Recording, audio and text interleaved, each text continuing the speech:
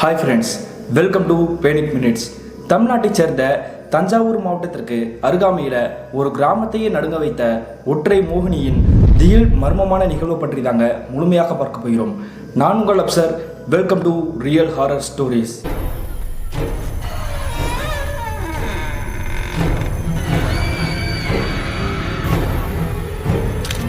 தமிழ்நாட்டைச் சேர்ந்த தஞ்சாவூர் மாவட்டத்திலிருந்து குறிப்பிட்ட தொலைவில் அமைந்திருக்கக்கூடிய ஒரு அழகிய கிராமத்தில் கிட்டத்தட்ட 1980 காலகட்டத்தில் நடந்த ஒரு திகில் நிகழ்வு தாங்க இன்றைய நிகழ்வு. இந்த சம்பவத்தை நமக்கு ஷேர் பண்ணியது அருண்மொழி அப்படின்ற நபர் தாங்க.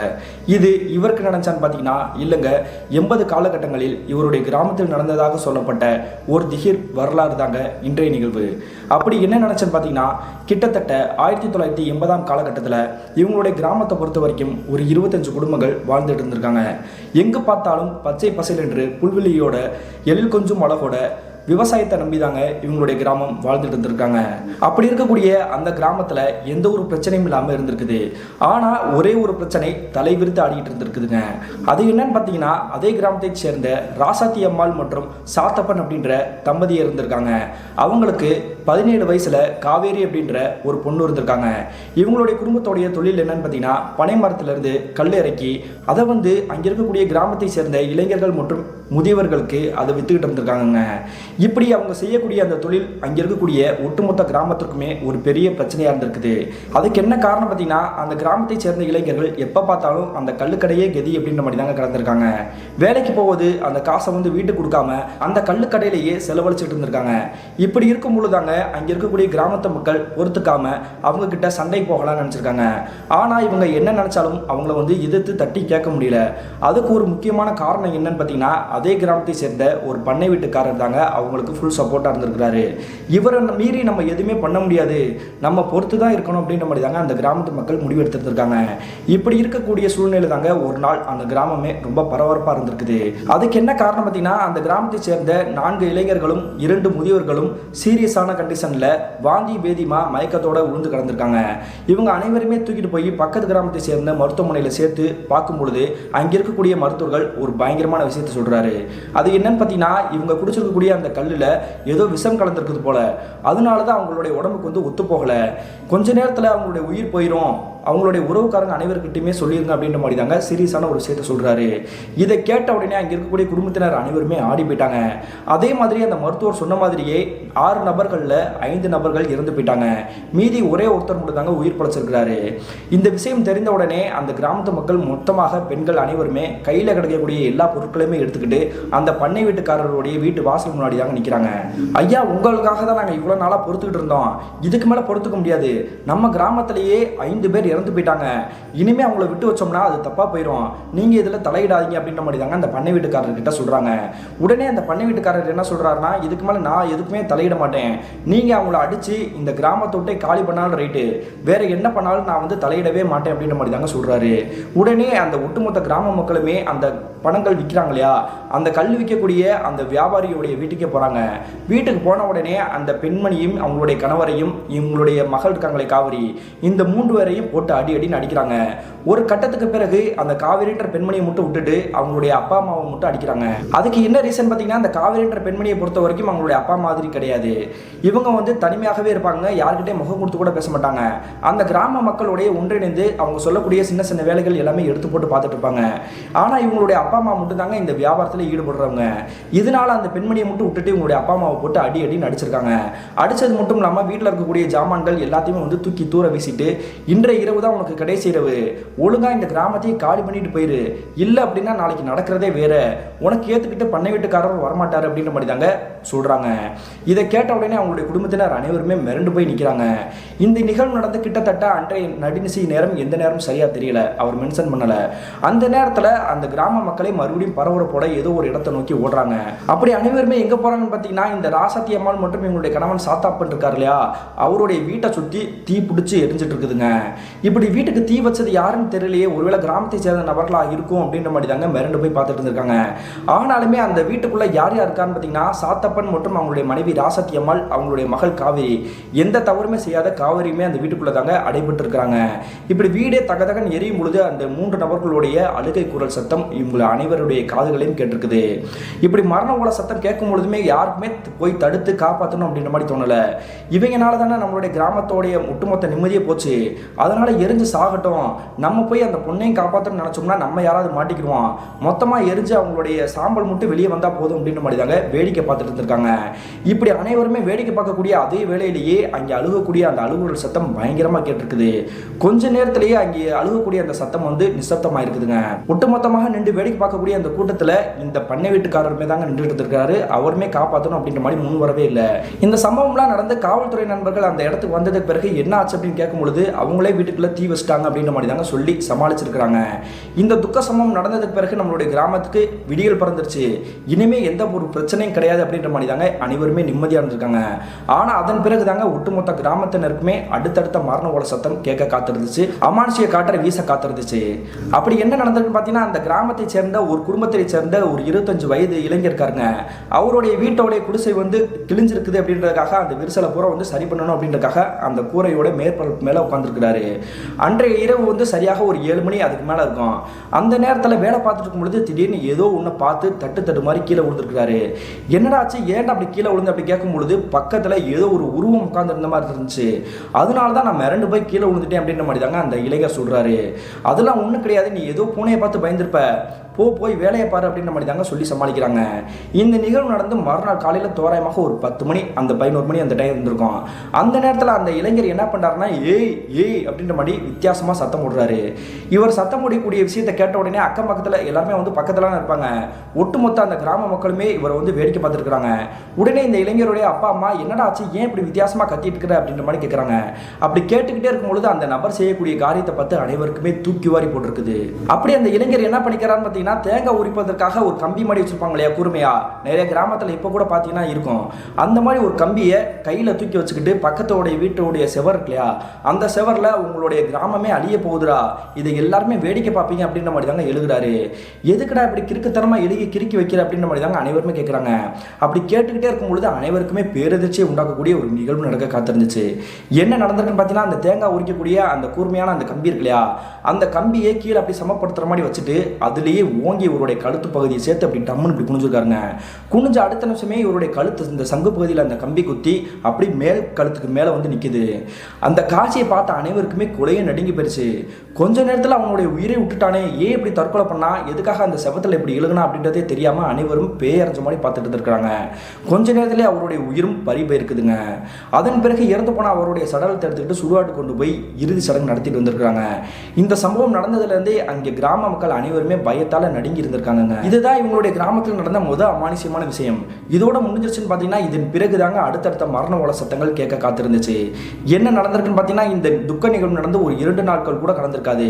அன்றைய நடுநிசி நேரம் இருந்திருக்கும். அந்த நேரத்தில் அந்த கிராமத்தை சேர்ந்த ஒரு வீட்டினுடைய திண்ணை முன்னாடி ஒரு வயதான முதியவர் வந்து படுத்து தூங்கிட்டு இருக்கிறாரு. அப்படி படுத்து தூங்கும்போது அந்த வயதான நபர் மட்டும் கிடையாதுங்க, அக்கம் பக்கத்தில் இருக்கக்கூடிய கிராமத்து மக்கள் வந்து காத்து அடிக்கட்டும் அப்படின்ற மாதிரி வெளியே வந்து படுத்து தூங்குவாங்க இல்லையா, இயற்கையாக இருக்கட்டும் அப்படின்ட்டு அந்த மாதிரி தாங்க தூங்கிட்டு இருக்காங்க. அப்படி தூங்கிக்கிட்டே இருக்கும்பொழுது இந்த வயதான நபரை யாரோ ஒருத்தர் வந்து எழுப்புற மாதிரி தெரிஞ்சிருக்குது. யார் இப்படி எழுப்புறா அப்படின்னு மாதிரி தாங்க டக்குன்னு முடிச்சு பார்க்குறாரு. அப்படி முடிச்சு பார்க்கும்பொழுது எதிர்ப்புறத்தில் நிற்கக்கூடிய அந்த நபர் யாருன்னு என்னன்றது இவருக்கு சரியாக தெரியல. சரி எதுக்கே என்னை எழுப்புற அப்படின்னு கேட்கும் பொழுது அவரை பார்த்து உத்து பார்த்தபடியே அந்த நபர் வந்து இவர் வந்து கை தங்களா தூக்கி விடுறாரு. தூக்கி விட்ட உடனே இவர் என்ன நினைச்சாருன்னு தெரியல, கையில் ஏதோ ஒரு குச்சி மாடி எடுத்துக்கிட்டு ஏதோ ஒரு வீட்டின் சுவருக்கு முன்னாடி போய் நிற்கிறாரு. அப்படி வீட்டு சுவரோடைய முன்னாடி போய் நின்றுக்கிட்டு ஏதோ ஒன்று கிறுக்கிற மாதிரி தாங்க வசனம் எழுதி வைக்கிறாரு. இருட்டா இருக்கக்கூடிய காரணத்தினால அக்கம் பக்கத்தில் இருக்கக்கூடிய நபர்கள் அனைவருமே எதிர்த்து பார்த்துருக்காங்க. ஆனால் அப்படி பார்க்கும்பொழுது அந்த இடத்துல அந்த வயதான நபர் மட்டும் தாங்க நிற்கிறாரு, வேற யாருமே பக்கத்தில் நிற்கல. என்னமோ எழுதிட்டு இருக்கிறானே, என்ன எழுதிட்டு இருக்கிறான் அப்படின்றது தெரியல அப்படின்ற மாதிரி தாங்க அவருடைய வயசில் இருக்கக்கூடிய நண்பர்கள் மற்றும் வயதான பெண்மணிகள் அனைவருமே பார்த்துட்டு இருக்காங்க.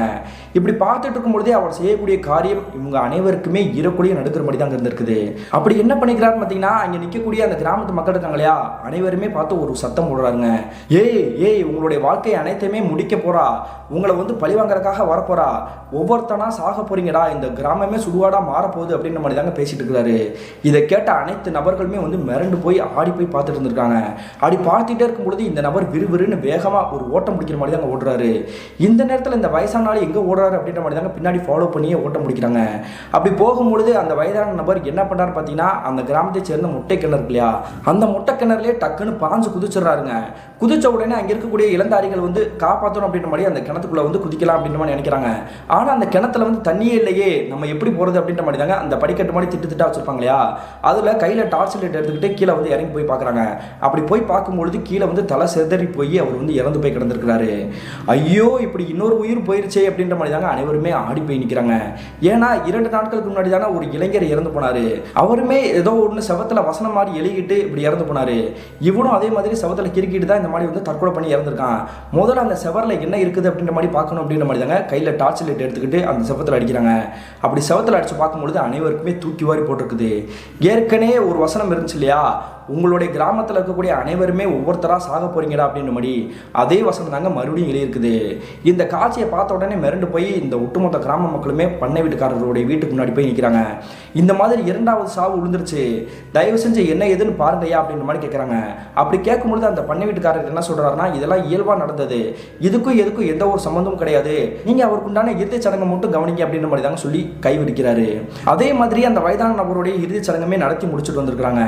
இந்த சம்பவம் நடந்து மறுபடியும் ஒரு 2 நாட்கள் கடந்திருக்கும். இனிமே எதுவும் நடக்காதா அல்லது எதுவும் நடக்க போதா அப்படின்ற மாதிரி தாங்க பயத்தில் உறைஞ்சு போய் நிற்கிறாங்க. அந்த நேரத்தில் ஏதோ ஒரு பெண்மணி ஐயோ அப்படின்னு கத்தி அலறி அடிக்கிற மாதிரி தாங்க சத்தம் கேட்குது. என்ன ஆச்சுமா அப்படின்னு கேட்கும் பொழுது அந்த வீட்டை விட்டு அந்த பெண்மணி வெளியே வந்து நிற்கிறாங்க. அனைவருமே வந்து பாருங்க என்ன நடந்திருக்குன்னு வந்து பாருங்க அப்படின்ற மாதிரி தாங்க கத்துறாங்க. கத்துன உடனே ஒட்டுமொத்த கிராம மக்களுமே அந்த வீட்டுக்கு முன்னாடி வந்து நிற்கிறாங்க. அப்படி பார்க்கும்பொழுது அனைவருக்குமே வாழ்க்கையில் மறக்க முடியாத ஒரு காட்சியாக தாங்க தெரிஞ்சிருக்குது. என்ன நடந்திருக்குன்னு பார்த்தீங்கன்னா, ஒரு சின்ன வீடு தாங்க. அந்த சின்ன ஓட்டு வீட்டுக்குள்ள ஒருத்தர் விட்டத்தில் தூக்கு மாட்டி தொங்கிட்டு இருந்திருக்கிறாரு.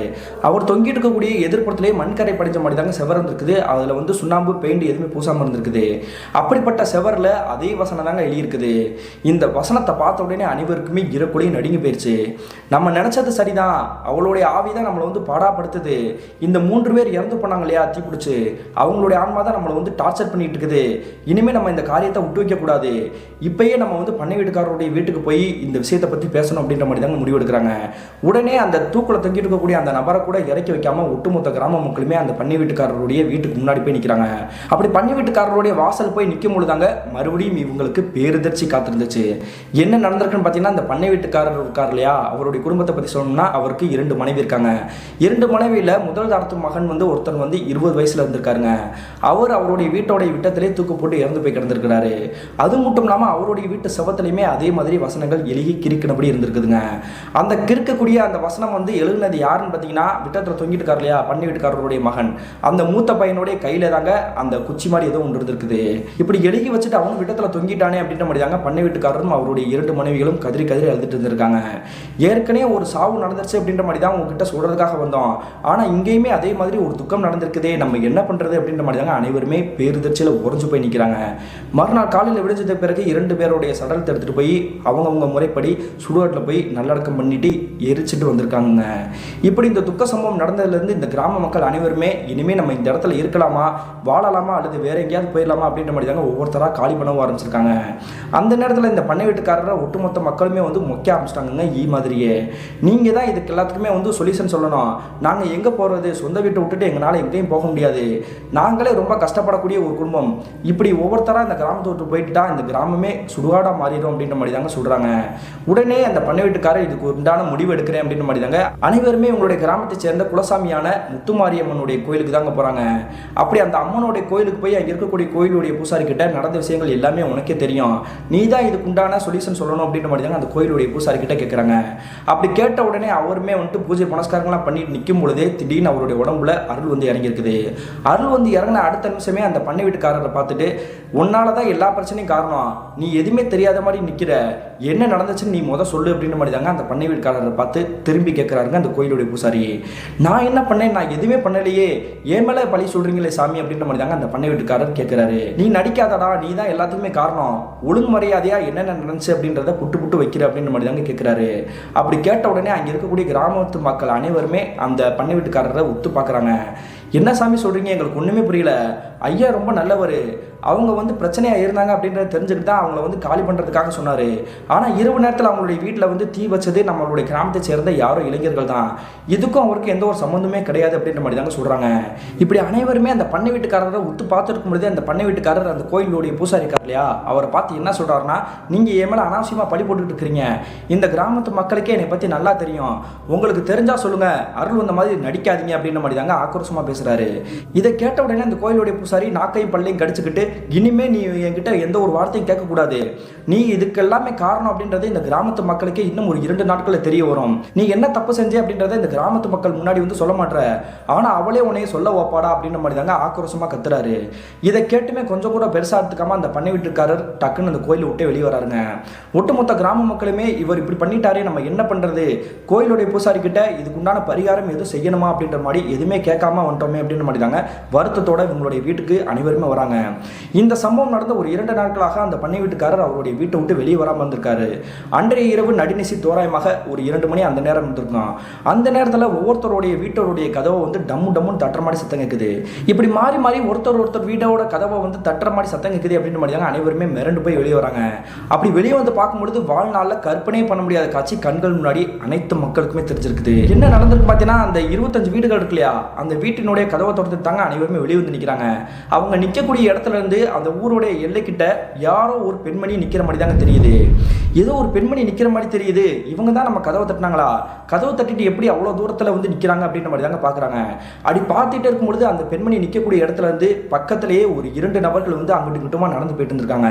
இந்த 3 பேர் யாரு, எதுக்காக அங்கங்கே நடந்துட்டு இருக்காங்க, எதுக்கு நம்ம வீட்டோட கதவை தட்டினாங்க அப்படின்ற மாதிரி தாங்க உத்து பார்த்துட்டு இருக்காங்க.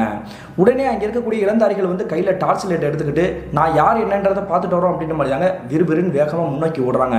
அப்படி முன்னோக்கி போனவங்க அந்த காட்சியை பார்த்த உடனே ஆணு கத்திக்கிட்டு மிரண்டு போய் இவங்க கிட்ட நெருங்கி வராங்க. என்னடாச்சு வேகமா விவேகமா போனீங்க, எதுக்கு இப்படி ஓட்ட முடிச்சு வரீங்க அப்படின்னு கேட்கும்பொழுது அங்கே நிற்கக்கூடியது வேறு யாருமே கிடையாது, இறந்து போச்சு இல்லையா காவேரி, அந்த பொண்ணு தான் இங்கே தத்ரூபமா நின்றுட்டு இருக்குது. மொழி முகத்தையெல்லாம் பார்த்தாலே கோரமா கொடூரமா இருக்குது. அது மட்டும் இல்லாமல் அவளுடைய ஆத்தா அப்பனும் அங்கனுக்குள்ள தான் நிற்கிறாங்க அப்படின்ற மாதிரி தாங்க சொல்றாரு. ஆனாலுமே இந்த காட்சியை பார்த்துட்டு அவங்க சொல்லக்கூடிய அந்த விஷயத்தை இவங்க யாருமே நம்ப மறுக்கிறாங்க. உடனே அனைவருமே வா நம்ம எல்லாருமே ஒன்றா போய் பார்ப்போம் அப்படின்ற மாதிரி தாங்க அந்த உருவம் நிற்கக்கூடிய இடத்துக்கிட்டே போய் பார்க்குறாங்க. அப்படி பார்க்கும் பொழுது அவங்களுடைய கண்களில் கற்பனை பண்ண முடியாத காட்சி தத்ரூபமாக தெரியுது. இந்த இறந்து போன சாத்தப்பன் அவங்களுடைய மனைவி ராசாத்தி மற்றும் அவங்களுடைய மகள் காவிரி இருக்காங்க இல்லையா, இந்த 3 பேரில் 2 பேருடைய உருவம் வந்து கோரமாக தீப்பிடிச்சு எரிஞ்ச மாதிரி இருந்திருக்குதுங்க. ஆனால் அந்த காவேரின்ற உருவம் மட்டும் வேற மாதிரி ஒரு வெள்ளை நிறத்தில் தெரிஞ்சிருக்குது. இந்த காட்சியை பார்த்து அனைவருமே பின்னக்கால் பிடரில் பட ஓட்டம் முடிக்க ஆரம்பிக்கிறாங்க. ஒவ்வொருத்தராக வீட்டுக்குள்ளே வந்து கதவை சாத்த ஆரம்பிக்கிறாங்க. கதவை சாத்தினதுக்கு பிறகு அந்த 3 ஆன்மாக்களும் ஓரமாக அழுகக்கூடிய அந்த சத்தம் வந்து அனைவருமே தூக்கம் இல்லாமல் டிஸ்டர்ப் பண்ணிகிட்டே இருந்திருக்குது. இதுக்கு மேலே நம்ம முடிவெடுத்தாகணும், இனிமேல் அந்த பண்ணை வீட்டுக்காரனை சும்மா விடக்கூடாது. அந்த கோயிலுடைய பூசாரி ஏற்கனவே சொன்னார் இல்லையா 2 நாட்கள் நம்மளுக்கு தெரிய வரும் அப்படின்ட்டு. ஆனால் அந்த பண்ணை வீட்டுக்காரன் என்ன செஞ்சான் அப்படின்றது நம்ம யாருக்குமே தெரியல. உடனே நம்ம வெளியே போகணும் அப்படின்ற மாதிரி தாங்க ஒவ்வொருத்தராக முடிவெடுத்து அந்த வீட்டோடைய கதவை திறந்துட்டு வெளியே வந்து நிற்கிறாங்க. அப்படி வெளியே வந்து நின்று பார்க்கும்பொழுது இவங்க அனைவருக்குமே தூக்கி வாரி போட்டுருக்குது.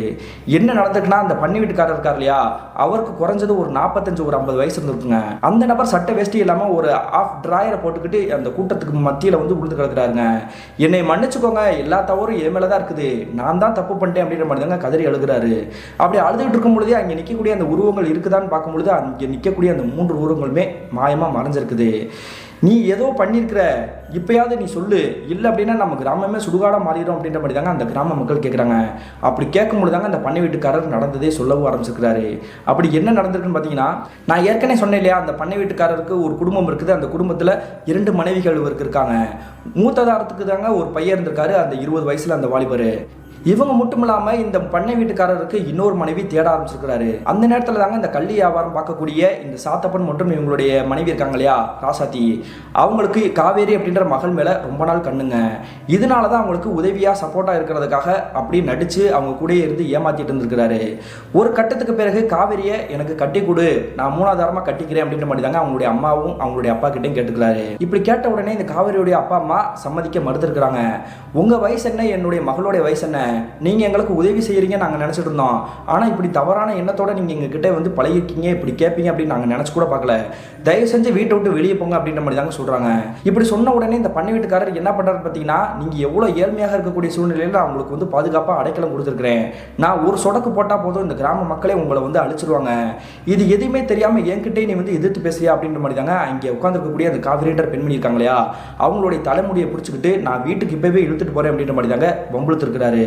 இந்த காட்சியை பார்த்த உடனே இந்த சாத்தப்பனுடைய மனைவி ராசாத்தி அம்மாள் என்ன பண்ணாங்கன்னா, கீழே கிடக்கக்கூடிய விளக்கமாறு எடுத்து இவரை போட்டு விட்டு விளாசிருக்காங்க. எனவே நீ அடிச்சுட்டல, உடைய நான் என்ன பண்ணுறேன்ற பாரு அப்படின்ற மாதிரி தாங்க இவர் வந்து மறுபடியும் இவருடைய வீட்டுக்கு வந்திருக்கிறாரு. வீட்டுக்கு வந்ததுக்கு பிறகு தாங்க சரியான ஒரு மோசமான திட்டம் தீட்டி அவங்க வச்சிருக்கக்கூடிய அந்த கல்லிலேயே விஷம் கலந்து கொடுத்துருக்கிறாரு. அந்த விஷத்தை குடிச்சுட்டாங்க. அந்த கிராமத்தை சேர்ந்த 6 நபர்களில் 5 நபர்கள் இறந்தும் போயிருந்திருக்காங்க. இவ்வளோ பண்ணியும் அவருக்கு வந்து ஆத்திரம் மனங்களை. அதனால என்ன பண்ணிக்கிறாருன்னா, இரவு நேரத்திலேயே பண்ணை வீட்டுக்காரரும் அவருடைய அடியாட்களும் அவங்களுடைய பையன் இருக்கார் இல்லையா, அந்த 20 வயசுல வாலிபர், அவரையும் கூப்பிட்டுக்கிட்டு இந்த ராசாத்தி அம்மாளுடைய வீட்டுக்கு போயிருக்கிறாங்க. வீட்டுக்கு போய் அந்த கணவன் மனைவி இருவருமே போட்டு அடிக்கடி நடிச்சிருக்காங்க. அடிச்சுட்டு இருக்கும் பொழுது இவங்களுடைய பண்ணை வீட்டுக்காரருடைய பையன் என்ன பண்ணிக்கிறாருன்னா, அந்த பொண்ணு மேல எனக்கு ஆசையா இருக்கு அப்படின்ற மாதிரி தாங்க அந்த காவேரி கிட்ட சொல்லிக்கிறாரு. அப்படி அடிச்சுட்டு இருக்கும் போதே இந்த மூத்ததாரத்துடைய மகன் இருக்கார் இல்லையா, அந்த வாலிபர், அவருடைய பேர் மென்ஷன் பண்ணுங்க, அவங்களுக்கே தெரியாதான். அந்த பையன் வந்து என்ன பண்ணிக்கிறாருன்னா, இந்த காவேரியை பார்த்து ஆசைப்பட்டிருக்கிறாரு. நான் இவ்வளோ மட்டும் தூக்கிட்டு போறேன் அப்படின்ற மாதிரி தாங்க வலுக்கட்டாயமா அந்த பெண்ணை வந்து இருக்க பிடிச்சி தூக்கிட்டு போயிருக்கிறாரு. தூக்கிட்டு போனதுக்கு பிறகு இந்த கணவன் மனைவி இருவருமே அந்த வீட்டுக்குள்ளேயே வச்சு பெட்ரோல் ஊற்றி அப்படியே கொளுத்திருக்காங்க. அப்படி வீட்டுக்குள்ள வச்சு கொளுத்தி தகன்னு எரிஞ்சதுக்கு பிறகு தாங்க இந்த மகள் இருக்காங்களே காவேரி, அவங்கள மட்டும் தனியாக கூப்பிட்டு ஆளுக்கு மாற்றி மாற்றி அவங்கள வந்து சீரழிச்சிருக்காங்க. இப்படி சீரழிச்சதுக்கு பிறகு அந்த பொட்டல் காடாக இருக்கக்கூடிய ஒரு பகுதியிலேயே இந்த பெண்மணியை வந்து கொண்டு அந்த இடத்துல புதைச்சி வச்சிருக்காங்க. இப்படி அந்த 3 பேருடைய மரணத்துக்கு நாங்கள் தான் காரணம், தயவு செஞ்சு என்னை மன்னிச்சுக்கோங்க, எல்லாமே தெரியாம பண்ணிட்டேன் அப்படின்ற மாதிரி தாங்க அந்த பண்ணை வீட்டுக்கார் காலடியில் விழுந்து கதறாருங்க. இது எல்லாமே கேட்டுட்டு கூடிய ஒட்டுமொத்த மக்களுடைய கண்களுமே தக்கன்னு எரிஞ்சிருக்குதுங்க. கோபத்தில் அப்படி செவந்திருக்குது. அவங்கள வந்து நாங்கள் வேணாம், இந்த தொழில பண்ணக்கூடாது, இந்த கிராமத்தோட்டு போயிருந்தா நாங்கள் சொன்னோம். ஆனால் நீ அவங்களுடைய குடும்பத்தையே வந்து இந்த மாதிரி சீரழிச்சிட்டியடா. அது மட்டும் இல்லாமல் காவிரின்ற பெண்மணி எந்த ஒரு தவறுமே செய்யாத ஒரு பொண்ணு, எல்லார்கிட்டையும் அன்பா பாசமாக பேசிட்டு இருக்கக்கூடிய ஒரு பொண்ணு. அந்த பொண்ணை எப்படி சீரழிக்கிறதுக்கு உங்களுக்கு மனசு வந்துச்சு? அதனால தான் உங்கள் பையனையுமே அந்த ஆன்மா வந்து போட்டு தெளிச்சா. இந்த சம்பவத்தில் ஈடுபட்டு இருக்கக்கூடிய இந்த கிராமத்தை சேர்ந்த அந்த நபர்கள் தாங்க ஒவ்வொருத்தராக மாறி மாறி இறந்து போயிருக்காங்க. என்ன எதுன்றது தெரியாமல் யாரோ ஒரு இளைஞர்கள்லாம் இந்த விஷயத்தில் வந்து சாகலைங்க. இந்த சமூகத்தில் ஈடுபட்டிருக்கக்கூடிய நபர்கள் தாங்க மாறி மாறி ஒவ்வொருத்தராக அந்த செபத்தில் வந்து எலி வச்சுட்டு இறந்து போயிருந்திருக்காங்க. அதில் அந்த வயதான நபர் வந்து இறந்து போனார் இல்லையா, இரண்டாவதாக அவருமே இந்த சம்பவத்தில் ஈடுபட்டிருக்கக்கூடிய ஒரு நபர் தாங்க. இப்படி எல்லா விஷயமும் தெரிஞ்சதுக்கு பிறகு அந்த பெண்ணை வீட்டுக்காரரை இந்த கிராமத்து மக்கள் அனைவருமே அடித்து விரட்டுறாங்க. உனக்கு நாங்கள் தண்டனை கொடுக்க வேண்டிய தேவையே கிடையாது, அந்த ஆன்மாவே உனக்கு சரியான தண்டனை கொடுக்கும் அப்படின்ற மாதிரி தாங்க அடித்து விரட்டுறாங்க. இந்த சம்பவம் நடந்த மறுநாள் காலையில் விடிஞ்சதுக்கு பிறகு இந்த பண்ணை வீட்டுக்காரருடைய வீட்டுக்கு போய் அவர் வந்து வேற ஊருக்கு போக சொல்லுவோம், இல்லை அப்படின்னா காவல்துறையில் கம்ப்ளைண்ட் பண்ணுவோம் அப்படின்ற மாதிரி தாங்க ஒட்டுமொத்த கிராம மக்களுமே முடிவெடுத்து அவருடைய வீட்டுக்கு போகிறாங்க. அப்படி போய் பார்க்கும்பொழுது அனைவருக்குமே தூக்கி வாரி போட்டிருக்குது. என்ன நடந்திருக்கு பார்த்தீங்கன்னா, நீங்கள் நினச்ச சரிதாங்க. அந்த பண்ணை வீட்டுக்காரர் அவங்களுடைய பையன் எப்படி விட்டத்தில் தூக்கு போட்டு தொங்கி இறந்தாரோ அதே மாதிரி தாங்க இவருமே விட்டத்தில் தூக்கு போட்டு தொங்கி இறந்து போயிருந்திருக்கிறாரு. அவருடைய சடலத்தை தூக்கிற கூட அந்த வீட்டில் யாருமே கிடையாது. அதாவது அவருடைய முதல் மனைவி 2வது மனைவி இருக்காங்க இல்லையா, அந்த 2 மனைவியுமே அந்த வீட்டிலேயே கிடையாதுங்க. அது மட்டும் இல்லாமல் அவர்கிட்ட வேலை பார்க்கக்கூடிய அடியாட்கள் யாருமே இல்லாமல் அந்த வீட்டில் தன்னந்தனிமையில் விட்டத்தில் தூக்கு போட்டு தொங்கியிருக்கிறாரு. அவர் இறந்து போனதுக்கான காரணம் அந்த ஆன்மாவா அல்லது அவரே வந்து தான் செஞ்சது தவறு அப்படின்றத உணர்ந்து தூக்கு போட்டு தொங்குனாரா? அப்புறம் அந்த பண்ணை வீட்டுக்காரருடைய உறவுக்காரங்க மட்டும் அங்கே வேலை பார்க்கக்கூடிய நபர்கள் எங்கே போனாங்க அப்படின்றது தெரியாமல் மொழி பிதுங்கினபடி தாங்க அந்த கிராமத்து மக்கள் பார்த்துட்டு இருந்திருக்காங்க. இந்த சம்பவத்துக்கு பிறகு அந்த கோயிலுடைய பூசாரிக்கிட்டே போய் மறுபடியும் அந்த முத்துமாரியம்மன் கோயிலுக்கே போய் விசாரிக்க ஆரம்பிச்சிருக்காங்க. இனிமேல் அந்த ஆன்மாவால் எங்களுக்கு எந்த பிரச்சனையும் கிடையாதா அப்படின்னு கேட்கும்பொழுது மறுபடியும் அவருக்கு அருள் வந்து, இனிமேல் உங்களுக்கு எந்த பிரச்சனையும் கிடையாது, அந்த ஆன்மா உங்களுடைய கண்களுக்கும் தட்டுப்படாது, யாருக்கும் எந்த ஒரு தொந்தரவும் கொடுக்காது, அதுக்குண்டான தண்டனை வாங்கிருச்சு அப்படின்ற மாதிரி தாங்க அந்த கோயில் பூசாரி சொல்லி இவங்களை வந்து வழி அனுப்பி வைக்கிறாரு. இந்த சம்பவத்துக்கு பிறகு அந்த கிராமத்து மக்கள் அனைவருமே எந்த ஒரு பிரச்சனையும் அமானுஷத்தால பாதிப்பும் இல்லாமல் நிம்மதியை தாங்க இருந்திருக்காங்க. கிட்டத்தட்ட 1980 காலகட்டங்களில் என்னுடைய கிராமத்தில் நடந்ததாக சொல்லப்பட்ட திகில் நிகழ்வு தான். ஒவ்வொருத்தர்கிட்ட கேட்கும்போது ஒவ்வொருத்தர் ஒவ்வொரு மாதிரி வேற விதமாக சொல்றாங்க. ஆனா எது உண்மைன்றது தெரியல. ஆனா உண்மையிலேயே இந்த சம்பவம் நடந்திருக்குது அப்படின்ற மாதிரி தாங்க இந்த அருண்மொழி சொல்லி முடிச்சிருக்கிறாரு. இந்த சம்பவத்தை நமக்கு ஷேர் பண்ணிய அருண்மொழிக்கு ஒரு நன்றி சொல்லிக்கலாங்க. மீண்டும் மற்றொரு திகிலான சுவாரஸ்யமான நிகழ்வுடன் உங்களை சந்திக்கும் வரை நான் உங்கள் அப்சர்.